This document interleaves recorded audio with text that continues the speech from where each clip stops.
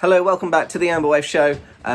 This week we look back at the past week's action against Stowemarket, celebrating the great Bill Punton, as well as looking forward to this coming week's action as the Bloaters take on the league's basement team, Long Melford away.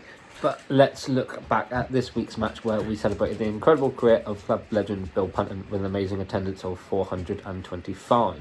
Yarmouth came into this game in a patchy run of form while Stowemarket has picked up their form in recent weeks. Yarmouth kicked off the game in the iconic amber and black kit while Stowemarket kicked off in their red strip. Yarmouth, just like previous games, started with high intensity, trying to push for their first win of the year. Yarmouth had a great chance from an abundance of corners early in the match. All the corners did look pretty dangerous, but it was well defended by Stowemarket. Yarmouth nearly found the back of the net again, but this time from a long throw in that bobbled around in the box, but was eventually cleared by the Stowemarket defence. Yeah, so the Yarmouth onslaught could not be contained by Stowemarket, as from a lethally whipped in corner, Louis Duffield, who has recently come back from injury, was in the right place at the right time and was able to head it into the back of the net to make it 1-0 in the 20th minute. Dalmar with the corner into the back post and just tries to header in. Oh, it's gone in, surely, yes it has! It's gone in! Yarmouth have, however, gone ahead in their last two matches, but have unfortunately dropped points in both, which, let's be honest, wasn't the Yarmouth managers' or players' fault. Any Bloaters' doubts were nearly taken away with another dangerous long throw that again bobbled around in the box, which Stowemarket were able to scramble away.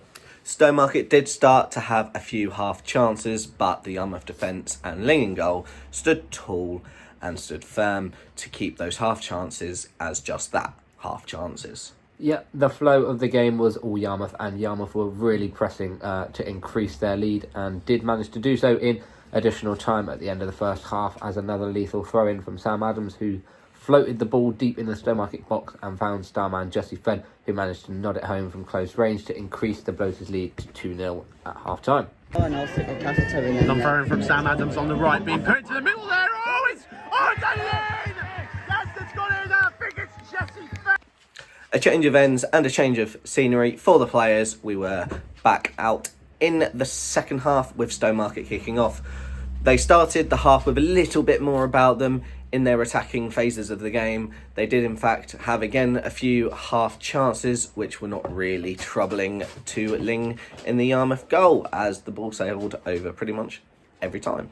Yeah, Stowemarket's best chance of the game came actually from a Bloaters' corner. As the ball was cleared, there was a quick breakaway from Stowemarket. The Stowemarket player found himself in a bit of space, and Ling, a little way out of his goal, the Stowemarket forward tried to sail it over Ling and into the goal. In reality, the Stowemarket forward did manage to get it over Ling, but I don't think the ball actually came back down to earth until it cleared traffic control and landed in Barcelona Airport.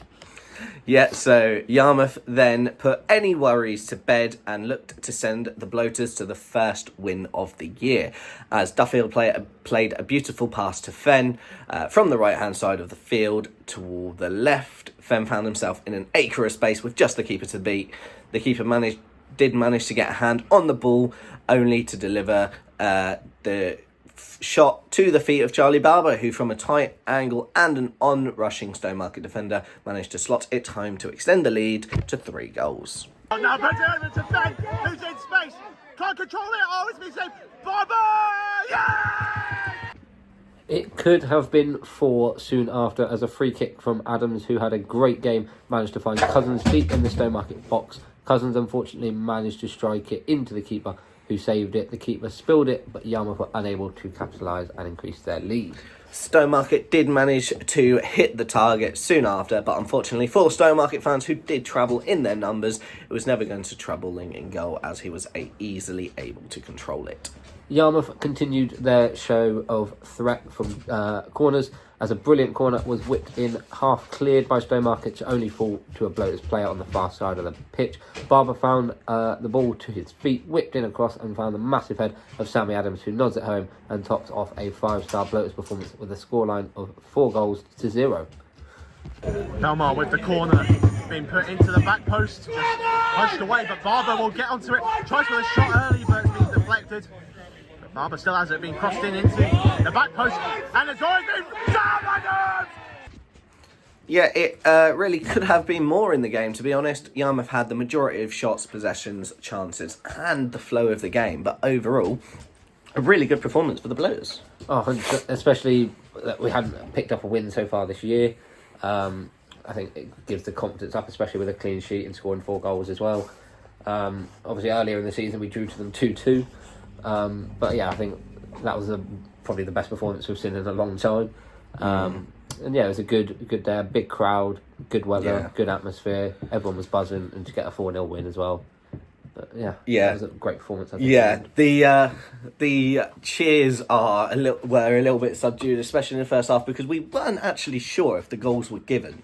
Yeah, because it was the odd way that the liner was like flagging, and then going in the direction. So we thought, he was just allowing them. So each goal, he sort of flagged up in the air and shot it to the left. To the halfway line by usually you just move your arm to the left and run backwards. Yeah. But he sort of like flagged, then stood, and then went back. Yeah. So we're like, is the goal being given? We were like a 2-second delay. And especially with some of the decisions that have cancelled goals recently, every goal we're looking at is... We're a bit hesitant. Is it in? Yeah. Are they actually given it?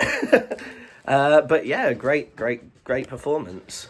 We did also want to say thank you to 99% of the Stowemarket fans who conducted themselves fantastically throughout, and it was a pleasure to share the experience and special occasion of Bill Punton Day with the majority of the Stowemarket fans. Yeah, perfectly summed up. Now, with the Stowemarket game over and done, we will look on to this week's action, as the Bloaters will want to back up that 4-0 win against basement boys Long Melford away from home.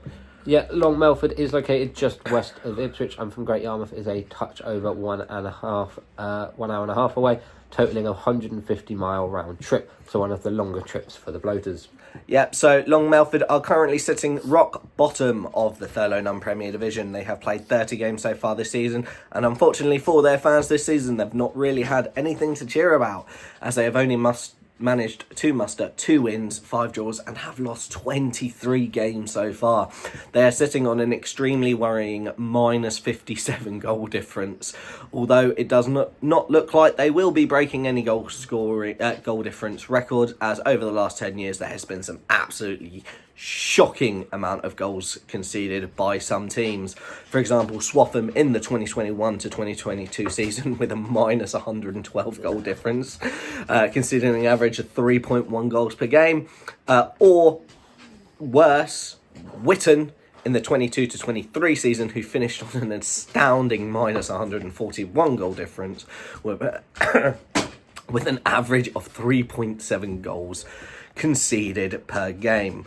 Although they could finish with one of the worst points tallies over the last 10 years, they have surpassed the points tally of Witham, who managed to get 9 in the 22 to 23 season, but a few points shy of Swaffham the season before, where they equalled 13. Their form is as worrying, as they have not got any points from the last 5. They have scored 5 goals in 5 games, but have managed to concede 17 in that same period. But yeah, now the Bloaters fans are hoping to... the tide is now turning after the rough patch from the new year. The Bloaters are coming into this game pretty much in the middle of the pack in 11th place. We have played 27 games so far this season with 10 wins, 8 draws and 9 losses. We are sitting on 38 points with a positive 9 goal difference, 66 goals and 27 points separating the two sides. Yarmouth are hoping that this is the turn in form after 1 win, 2 draws and 2 losses in the last 5. During that time, we have scored 12 goals while conceding 10. Yarmouth have already surpassed the point total for their last Thurlow Nunn Premier campaign, which saw them relegated on 34 points back in the 2018-19 season. But it will be unlikely to see a greater points tally than Yarmouth's 2016-17 season, where the Bloaters mustered 68 points. We would need to win all 11 of our remaining games to better that record. Not impossible, but 11 wins on the bounce from now realistically aren't exactly odds on. Yeah, it would be fantastic if that happens. If we would finish the season on 71 points with 11 wins from 11, or equaling the record back in the 16 to 17 season with 10 wins out of the next 11. But let's put our thinking hats on and on recording a mid-table finish and confirming safety. from relegation with 11 games to spare is a great accomplishment with one of the smallest squads, and I would assume one of the smallest budgets as well in the league. Yeah, a fantastic effort from the players and management. We are trying to get there Saturday if we are able to, and hope to see so many smiling faces from the Yarmouth faithful who follow so loyally at home and away, and quite often outnumber the amount of fans that home teams bring. Yeah, we are in fact one of the most supported teams in the league. We would love to look at the statistics of the averages across the whole league and put it in a table, but unfortunately that A, isn't the data, and B, it would take us way too long to do. Yeah. I know Yarmouth did put a post out the other day that we are the third highest average in Norfolk, coming behind obviously Norwich, King's Lynn, and then above Wroxham. Averaging 255. Yeah, I think Wroxham are only averaging like 10 less than us. 241. Yeah. So they're not far behind us, but yeah. We should win. I mean, on paper, they've only won 2 games all season, but obviously when you look at other games against bottom teams, we've played Lakenheath and we lost to them when they had 1 less men. But obviously, we're after a good win at home against Stowemarket, a 4-0 and a clean sheet. Like, it's a positive result to go into this game. Obviously, away from home, it's a fair bit to travel, but hopefully we should just be able to march up. Hopefully, a good performance like the 4-0 recently, and maybe get a few more goals in there. Maybe get like a 6-0. Oh, I hope so. And it actually, Yarmouth are coming in with 1 less suspension than they would have had. Yep. After a red card was overturned from the Kirkley and Pakefield game, which now means that half of the red cards this season have been overturned. 3 out of the 4 straight reds have been overturned.